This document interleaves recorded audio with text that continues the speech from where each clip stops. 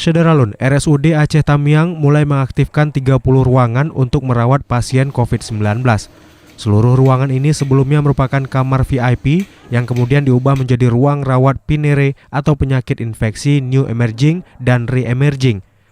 Perubahan nama ini disertai dengan perubahan fasilitas, diantaranya adalah pergantian AC dengan kipas angin.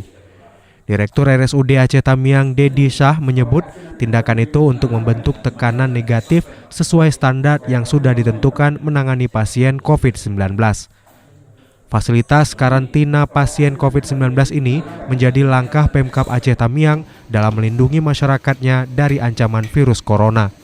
Diharapkan keberadaan ruang khusus ini menjadi dukungan dalam upaya pemerintah untuk kembali pada daerah dengan status zona hijau. Cuma mungkin ada yang kurang seperti kipas angin, mungkin stopnya itu akan dipasang dalam waktu segera mungkin. Dari Kuala Simpang, Rahmat Wiguna, Serambi On TV.